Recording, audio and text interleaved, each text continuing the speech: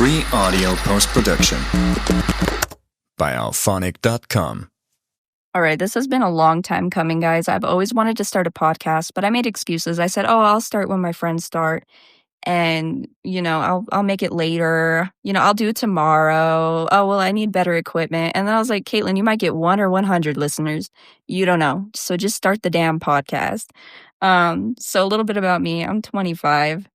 My name is Caitlin. That's my government name, but y'all can call me Kate. I'm a jack of all trades, master of none, and honestly, I'm proud of it. I'm a raging homosexual. I have ADHD. I'm passionate about life, music, and human connection. And this is a place for me to share my random thoughts and stories, all right?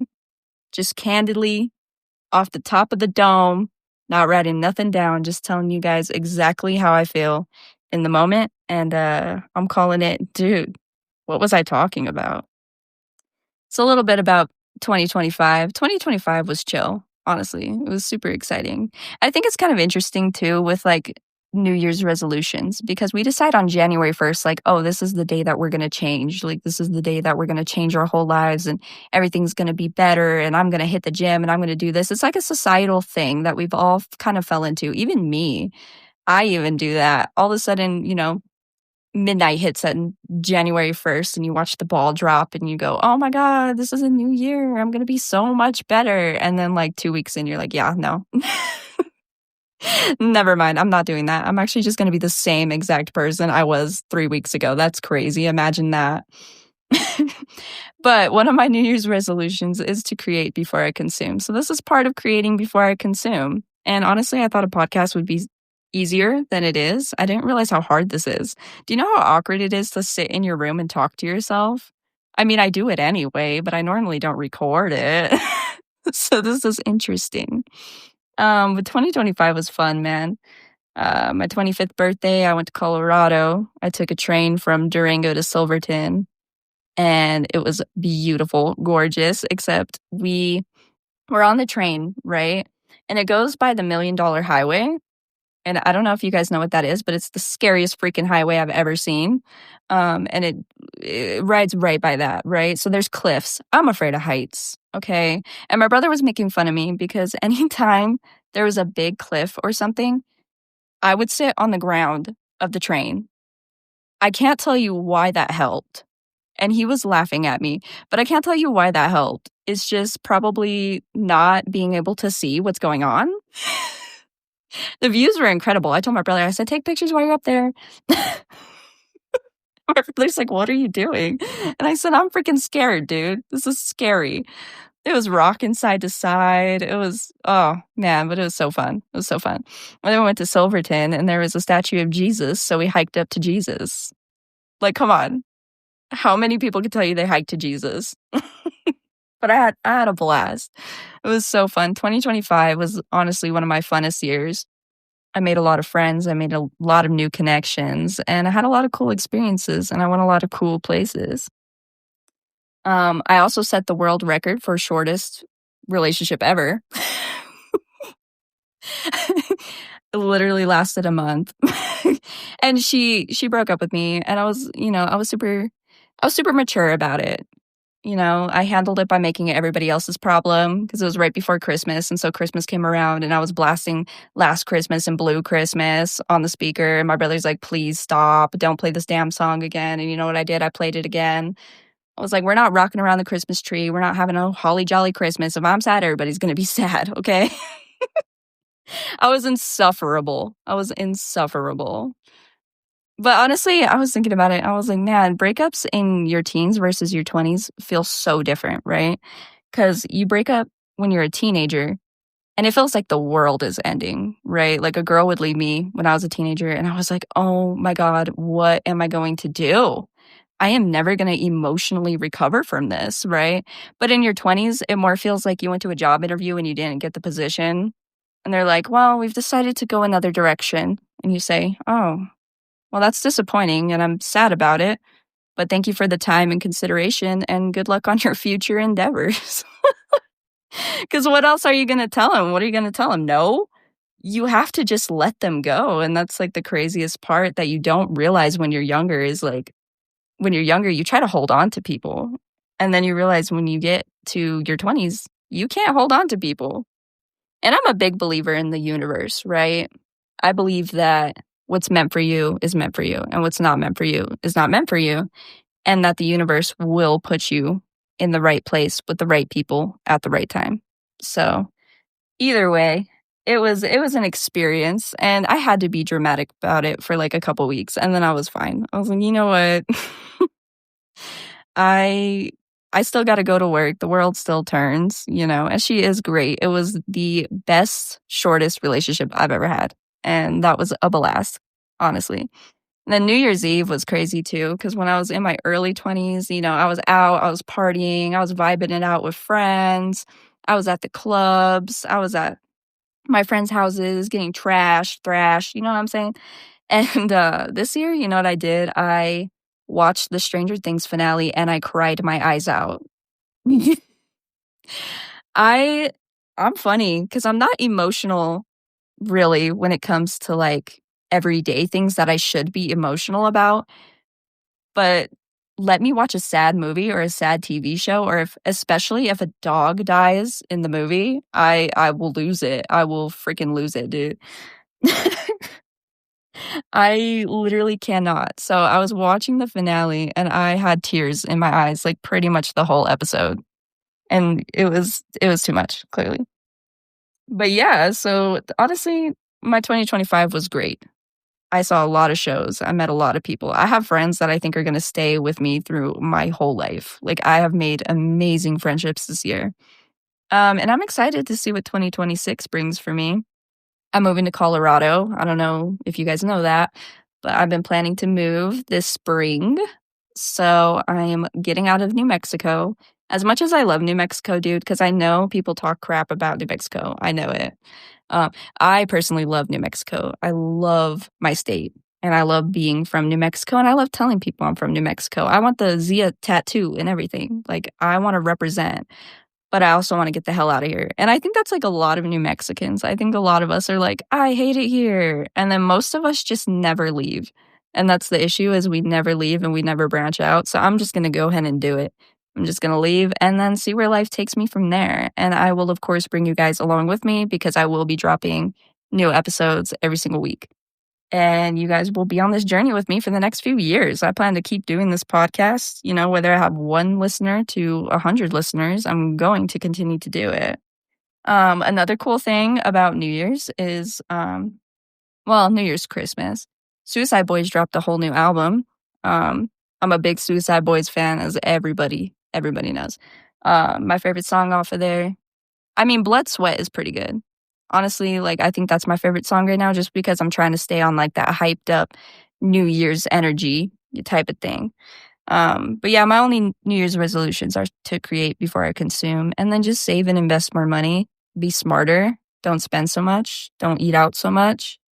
Um, but yeah, I'm excited, dude. I'm excited to see where this whole year takes me because I feel like I'm going to go on an incredible journey, a transitional, incredible journey. And I'm excited to take everybody with me. I think that's going to be cool. Um, speaking of when you're a teenager though and you break up with somebody, dude, because I'm sorry, this is going to be how the whole podcast is. I'm going to jump topics, right? So y'all better keep up. Like, this is going to be an insane ride, okay? But speaking of like relationships and stuff when you're in your teens, the dynamics were different too. It was like super weird because now when I date somebody, I kind of know what I can and can't tolerate, and I kind of know what I'm looking for. And I think that's why I've always like admired older women, is because they know what they want. And if it's not you, they're gonna tell you, they're not gonna like make you guess or sit around waiting. Like, they'll just tell you. They'll be like, yeah, this isn't working. And you're like, cool. Well, thank you for telling me that. So I'm not, worried about it. It's crazy, man. It's crazy. Whereas like in high school, I didn't really know what I was looking for. I was just like, wow, she's really hot. I'm just going to pick that one. And that ended me in some relationships that were not so freaking great. Let me tell you what. Because if you just go by looks and you don't go by vibes and energy, then it's going to fall apart. It just is. And I noticed that in the worst ways, to be honest. But it was like different. you get older and you just kind of realize, like, hey, this is kind of what I want. It's kind of what I'm looking for. The rest I can figure out. I try to stay so much in the present, but I end up in the future. My brain is like, okay, let's think about 10 years. And I'm like, whoa, slow down. Like, let's just think about now. What is Kate doing right now? Kate is in her room making a podcast, hoping that 1 or 2 people listen to it. That's what Kate's doing right now. And I'm trying to learn to be more in the present. I guess you can add that to my resolutions. I guess you can add that I want to live in the present because I am very future oriented. I think far ahead. But I think the good thing about me thinking ahead is I think positively towards the future. I'm like, maybe it sucks right now, but in like 2-3 months, I'm going to be here. I'm going to be in Colorado. I'm going to be doing my own thing. I'm going to be seeing my niece. I'm going to be seeing my sister. I'm going to be, I'm going to hit the gym for real though. Cause Colorado, man, they're active out there. They're freaking active out there. New Mexico, not really, We go outside sometimes. There's some cute hiking spots, but for the most part, we're just sitting around eating tacos all day and drinking beer. Like it's a different vibe. So I thought, maybe that'll push me. Maybe that'll push me to do better and be better, is to change my environment, change my scenery. Kind of the same thing when you fall out with friends, you got to change your people. You got to change your tribe. Because otherwise you're going to stay around the same vibe of people and they're not going to elevate you or push you or teach you anything. They're just going to let you be complacent. And the thing that I'm scared of the most in life is complacency. I'm scared to get complacent. I'm scared to get to that point where I'm just comfortable. You should never be comfortable. You should always stay uncomfortable because being uncomfortable pushes you to be better and do better. I think if you are complacent and you're just like, well, this is just how it is, you're not going to end up anywhere in life. And so I'm pushing myself this year, pushing myself with the podcast. I'm pushing myself to be better with finances. I'm pushing myself to create goals with timelines, because the thing about ADHD, right, is I get all these crazy ideas and I'm going to do this and I'm going to do that. And then, people are like, oh, cool, when? And I've said, eventually, one day, eventually I'll do that. Eventually I'll start that podcast. Eventually I'll move. But what I realize is when I set clear, consistent dates, right? Like I am moving by this time. I'm starting my podcast by this time. Whether this episode is perfect or not, I'm putting it out.